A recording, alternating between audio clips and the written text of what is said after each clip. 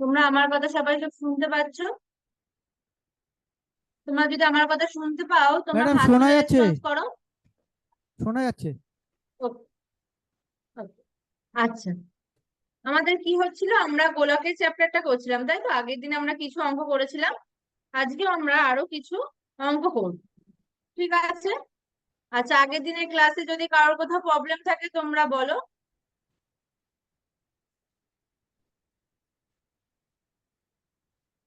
আমাদের এই অবধি অঙ্ক হয়েছিল আগের দিন, এই যে এই অবধি লাস্ট অঙ্কটা এটা ছিল।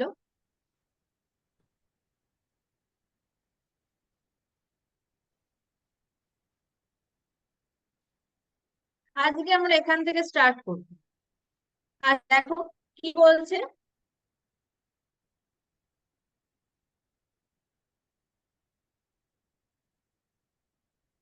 কি বলছে দেখো।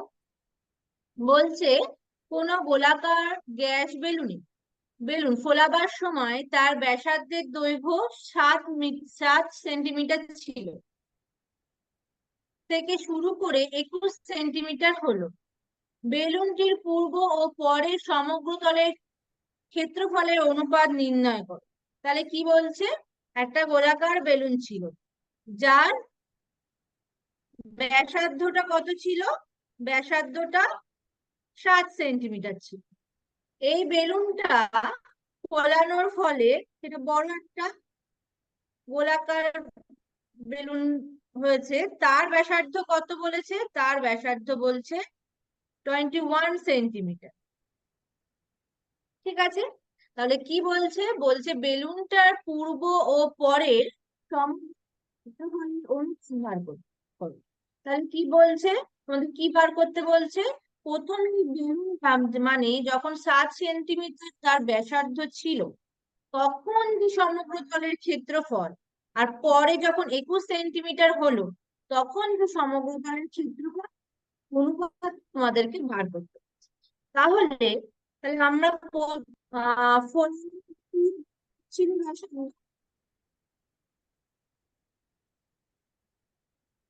বেলুনটি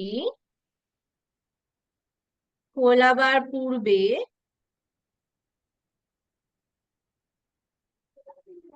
ব্যাসার্ধ কত ছিল, ধরে নিলাম সেটা ছিল R1। আর ওয়ানটা কত, আর ওয়ানটা হচ্ছে 7 সেন্টিমিটার। ঠিক আছে। আচ্ছা, তাহলে সমগ্র তলের ক্ষেত্রফল কি,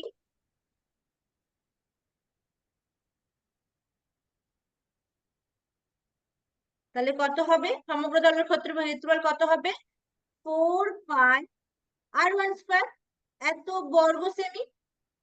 তাহলে কত হবে, 4 পাই 7 স্কোয়ার, এত বর্গ সেমি। ঠিক আছে। আচ্ছা, বেলুনটা ফোলানোর পর কত হচ্ছে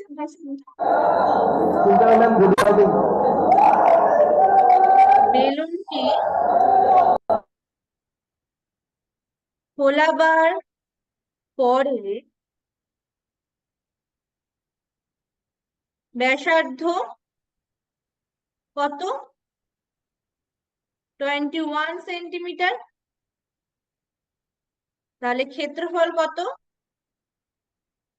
ক্ষেত্রফল মানে সমগ্র তলের ক্ষেত্রফল, সেটা কত, 4 পাই, এটা ধরে নাও এটা R2, তাহলে R2 স্কোয়ার, তাহলে এত বর্গ সেমি। তাই তো। তাহলে আমরা বার করে নিই এটা কত হবে, 4 পাই R2 কত, 21 সেন্টিমিটার, তাহলে 21 তার স্কোয়ার, এত বর্গ সেমি। তাহলে আমাকে কি বলেছে, যে ওপরের সমগ্র ক্ষেত্রফল অনুপাত। তাহলে অনুপাতটা তাহলে আমরা বার করে নিই। তাহলে বেলুনটি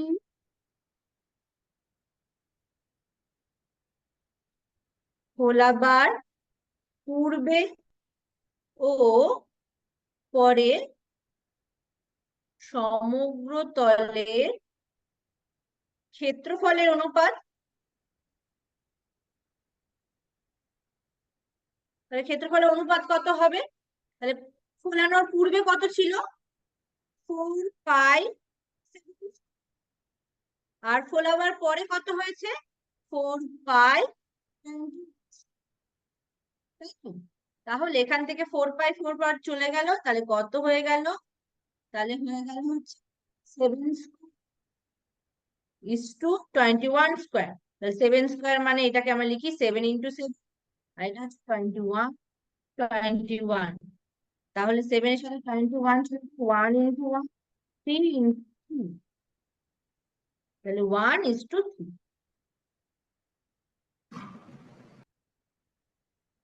ঠিক আছে, তাহলে কি বেরিয়ে গেল? তাহলে আমাদের বেরিয়ে গেলো যে বেলুনটা আমার পূর্বে উপরের সমগ্র তলের ক্ষেত্রফলের অনুপাত, সেটা কত? সরি, এটা 9।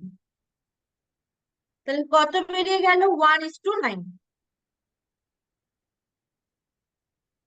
ঠিক আছে,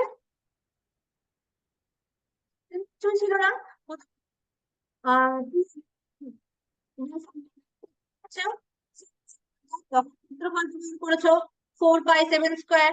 বেলুন পরের ব্যাসার্ধ 21 সেন্টিমিটার, আর ক্ষেত্রফল তখন কত? 4 পাই 21 স্কোয়ার। ব্যাস, তারপরে অনুপাত বার করা। ঠিক আছে, আচ্ছা, এটা কারোর কোথাও প্রবলেম আছে?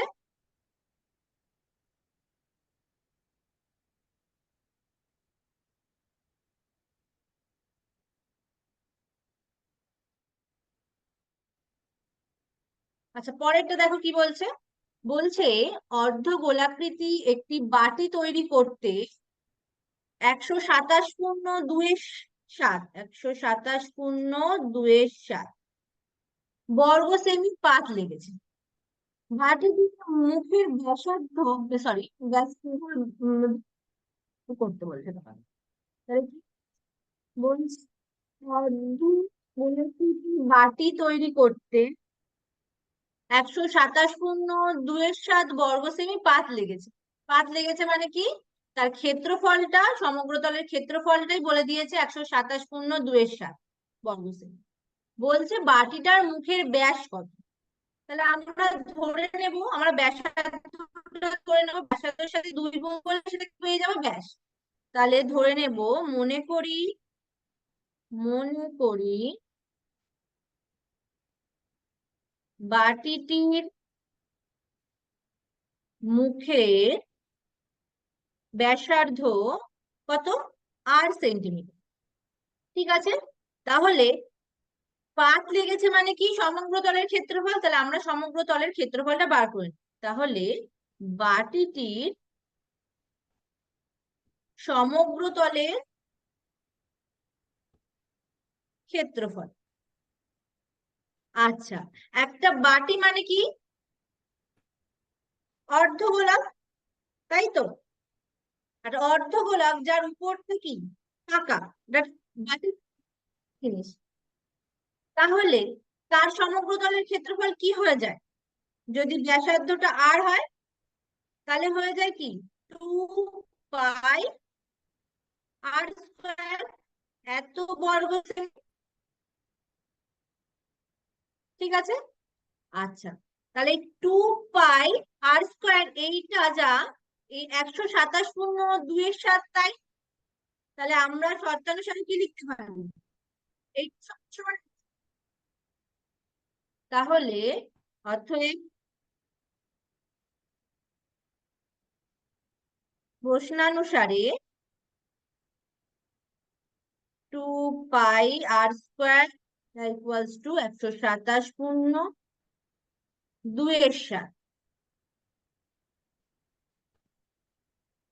তাহলে কি হবে? 2 পাই r স্কোয়ার ইকুয়ালস টু কত হয়ে যাবে?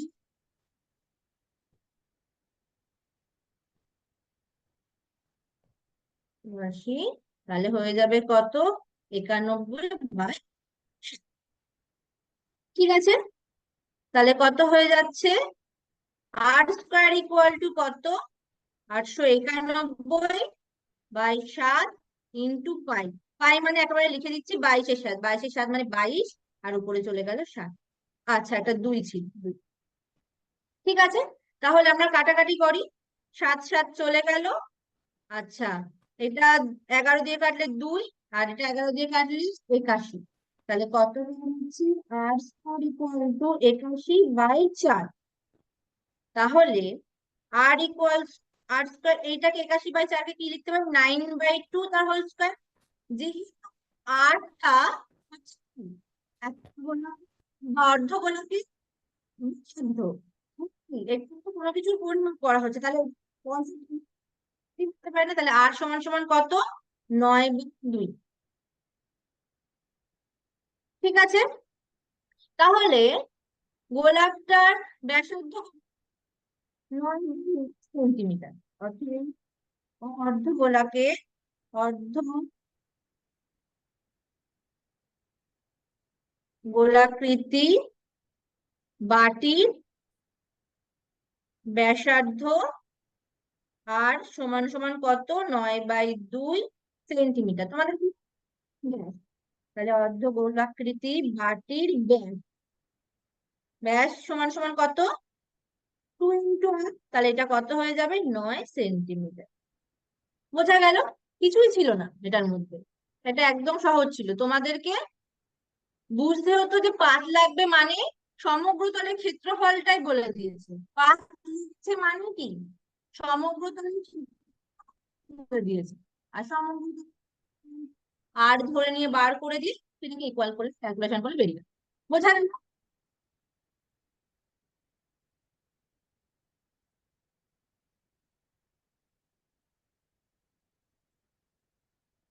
আচ্ছা, এর পরেরটা দেখো কি বলছে। এর পরেরটা বলছে দেখো, একটি গোলাকে ব্যাসার্ধ হচ্ছে সেন্টিমিটার, গলিয়ে দৈর্ঘ্যের ব্যাসার্ধে কতগুলি ইউনিট তৈরি করা যাবে? এক বড় গোলক আছে, তারপর ধরো একটা বড় গোলক আছে, ঠিক আছে, যার ব্যাসার্ধ হচ্ছে কত? ব্যাস বলে দিয়েছে কত? 14 সেন্টিমিটার।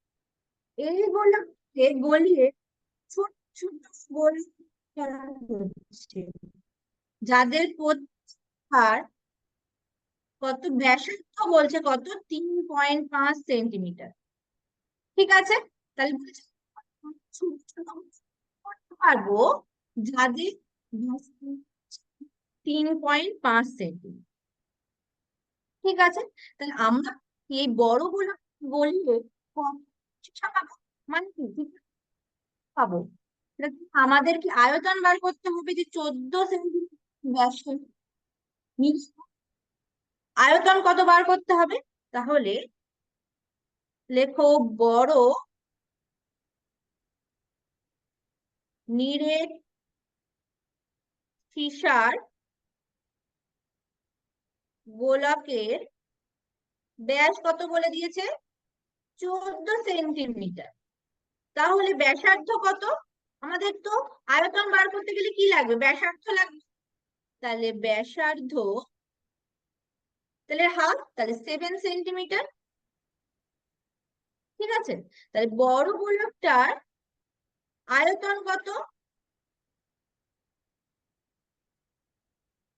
4/3 পাই r কিউব, মানে এখানে কত? 7 কিউব। এত ঘন সেমি।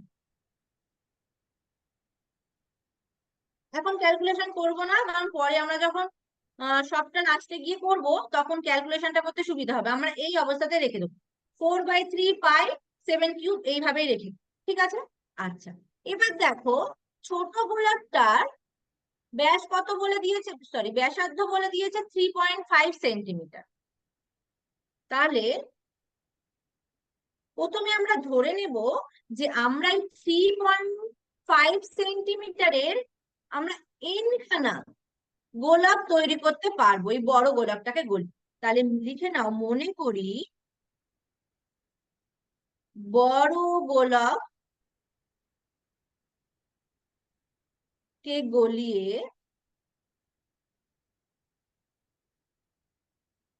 3.5 সেন্টিমিটারের এনটি গোলাপ তৈরি করতে পারবো।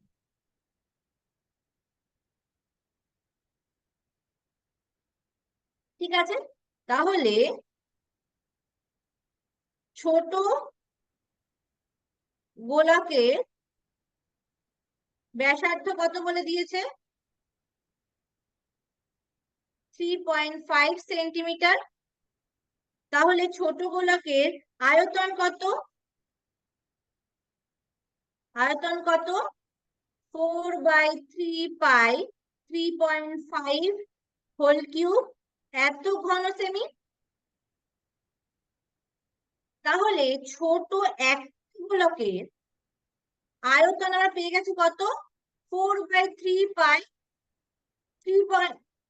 4/3 ইন্টু পাই 3.5 হোল কিউব সেমি। তাহলে এন খানা, আচ্ছা এখানে লিখেছি এ, তাহলে এন ইন্টু ছোট গোলকের আয়তন কত? এন ইন্টু 4/3 পাই 3.5 তার হোল কিউব, এত ঘন। আচ্ছা, আমরা তো এই বড় গলিয়ে ছোট গোলক করেছি আর এন খানা। তাহলে বড় গোলক যা আয়তন, বড় গলিয়ে আমরা তাহলে বেরিয়েছে এন ইন্টু এটা, এই বড় গোলকের আয়তনের সাথে সমান। তাহলে আমরা এটা ইকুয়াল,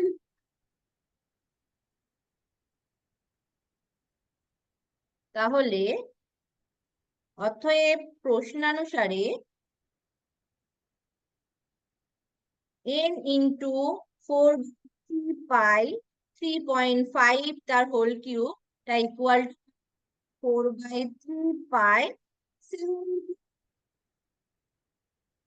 ঠিক আছে, আচ্ছা, তাহলে দুপাশ থেকে 4/3 পাইটা চলে গেল, তাহলে কি আছে? n ইন্টু 3.5 হোল কিউব, এটা ইকুয়ালস টু 7 কিউব।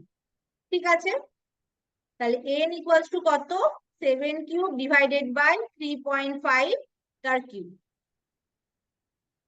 তাহলে আমি এটাকে কি লিখতে পারি? n equals to 7/3.5 whole cube লিখতে পারি। তাহলে 3.5 দিয়ে 7 কে কাটলে কত হবে? 2। তাহলে 2 এর কিউব। তাহলে এটা কত হয়ে যাবে? এটা হয়ে যাবে 8। তাহলে আমরা n সমান সমান কত পেয়ে গেলাম? 8। তাহলে আমাদেরকে তো n এর ভ্যালুটাই বার করতে হতো, মানে কটা ছোট গোলক তৈরি করতে পারবো? 3.5 সেন্টিমিটার ব্যাসার্ধের কটা ছোট গোলক তৈরি করতে পারবো, ছোট নিরেট গোলক তৈরি করতে পারবো। তাহলে আমরা সেই কত তৈরি, 8, মানে আমরা 3.5 ব্যাসার্ধের নিরেট ছোট গোলক তৈরি করতে পারবো। বোঝা গেল? তাহলে অতএব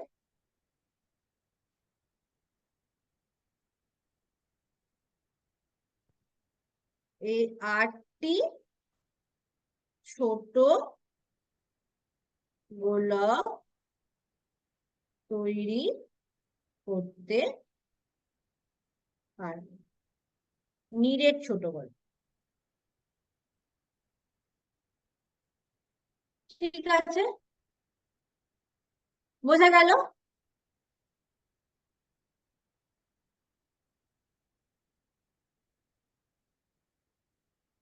তাহলে তোমাদেরকে বুঝতে হবে যে আমরা কখন ক্ষেত্রফল বার করবো, কখন আয়তন বার করবো, তাছাড়া আর কিছুই নেই অঙ্কগুলোতে। ঠিক আছে, আচ্ছা বোঝা গেল?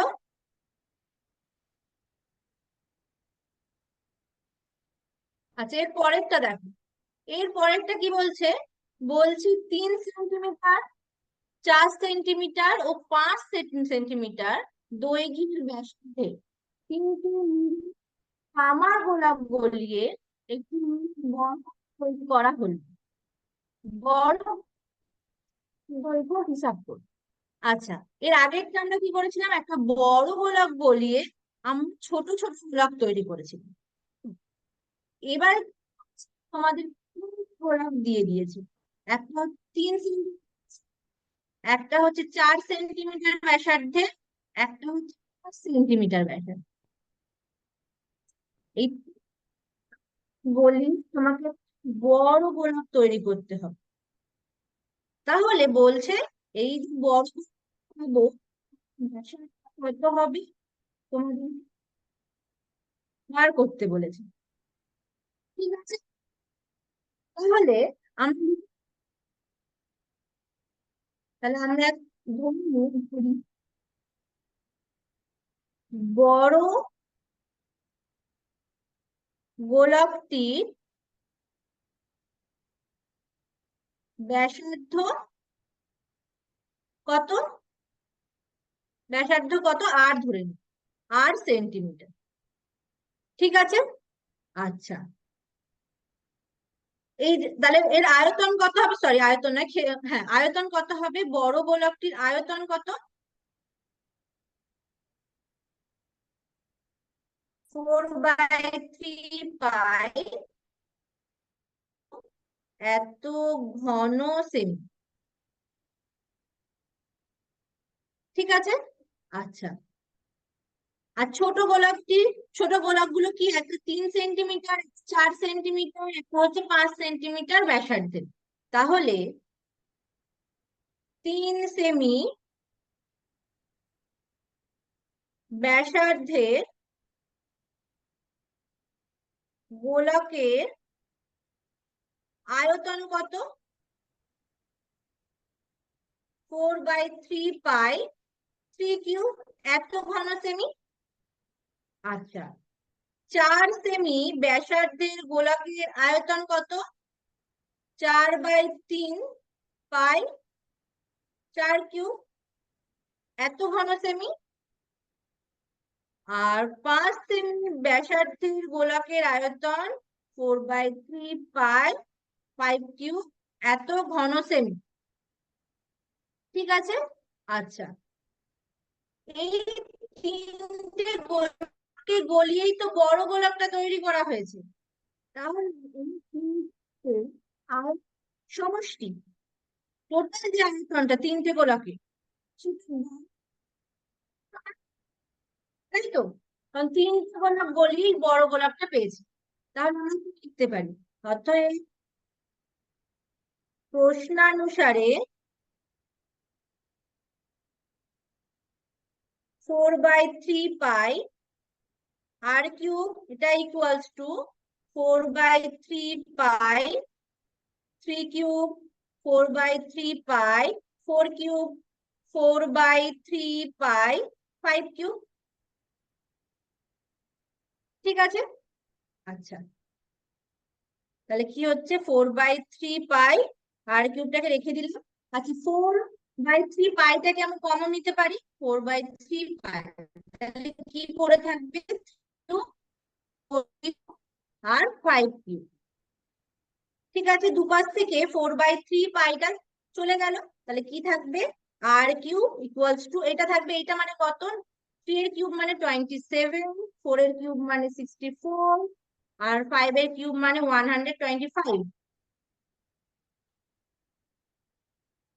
ঠিক আছে, আচ্ছা তাহলে r³ সমান সমান কত পেয়ে যাচ্ছি, দিকে এটা কত হচ্ছে, 621।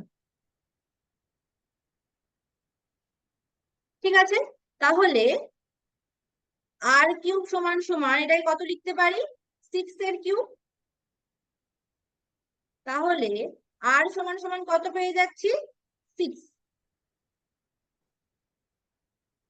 তাহলে আরটা আমি কি ধরে নিয়েছিলাম, আর হচ্ছে ওই বড় গোলাপটার, যে নতুন বড় গোলাপটি তৈরি হচ্ছে তার ব্যাসার্ধ, তাই তো। তাহলে নতুন যে বড় গোলাপটা তৈরি হচ্ছে তার ব্যাসার্ধ আর সমান সমান আমি কত পেয়ে গেলাম, আর সমান সমান পেয়ে গেলাম কত, 6 সেন্টিমিটার, তাই তো। তাহলে আমাদের বেরিয়ে গেল, আমাদের তো এটাই বার করতে বলেছিল, যে বড় গোলাপটি হচ্ছে তার ব্যাসার্ধের দৈর্ঘ্য বার করতে। তাহলে বড় গোলাপটার ব্যাসার্ধ কত, 8 সেন্টিমিটার। তাহলে বড় গোলকটির ব্যাসার্ধ 6 সেন্টিমিটার। বোঝা গেল।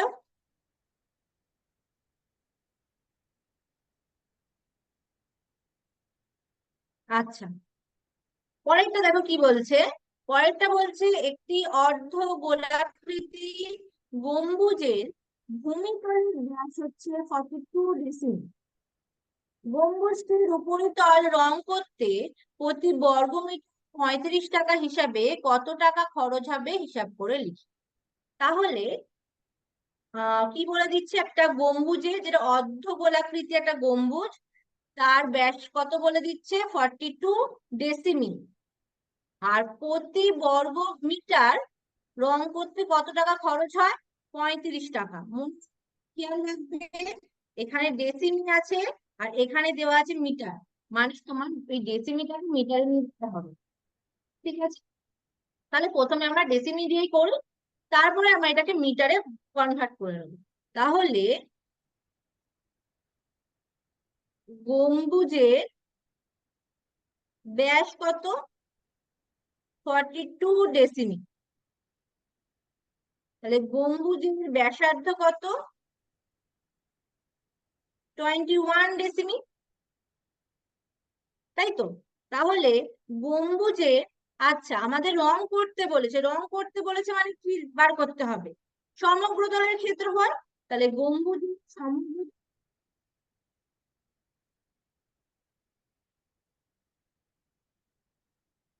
ক্ষেত্রফল কত হবে, এটা অর্ধ বলে, তাহলে কত হবে, 5r², এত বর্গ ডেসিমি।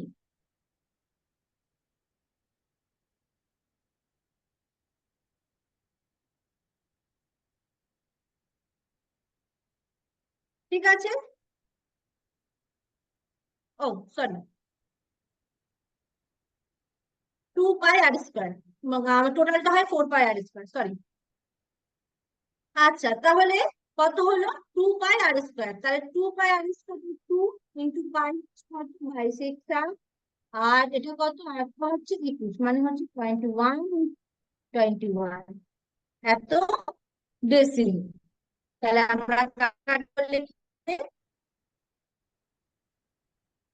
3, তাহলে এটা গুণ করে দেখবে কত আসবে, 2772 এত বর্গ ডেসিমি। আচ্ছা, আমাদের বর্গ ডেসিমিটার থেকে আমাদের বর্গ মিটার যেতে হবে। তাহলে আমাদের বর্গ ডেসিমিটার, বর্গ মিটার যেতে গেলে কি করতে হবে, আমাদের ডেসিমিটার থেকে মিটারে যেতে গেলে আমাদের 10 দিয়ে ডিভাইড করতে হতো, কিন্তু এখানে বর্গ বর্গ মিটারে যাচ্ছি, তাহলে আমাদের 100 দিয়ে করতে হবে।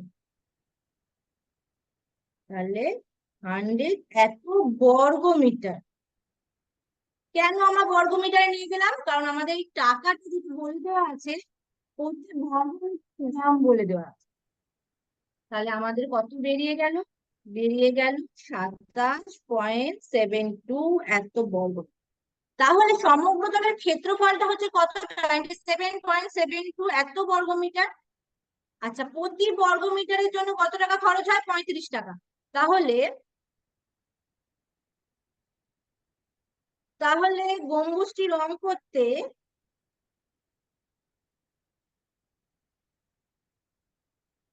খরচ হবে কত, 1 বর্গ মিটারে খরচ হয় 35 টাকা। তাহলে 27.72 বর্গ মিটারে কত খরচ হবে, 35 এত টাকা। তাহলে কত আসবে, 970.20 এত টাকা। তাহলে কত হবে, 970 টাকা 20 পয়সা। বোঝা গেল? এখানে মেন তোমাদের খেয়াল রাখতে হবে যে একটা ডেসিমিটারে দেওয়া আছে, একটা মিটারে দেওয়া আছে। ঠিক আছে, আচ্ছা আজকে তোমাদের এই এখানেই আমি শেষ করছি। আহ তোমাদের যদি কোনো প্রবলেম থাকে বলো। আজকের ক্লাসে কারোর যদি কোথাও প্রবলেম থাকে বলো। আর তোমরা যারা অ্যাটেন্ডেন্স দাওনি, তোমরা তোমাদের অ্যাটেন্ডেন্স গুলো দিয়ে দেবে।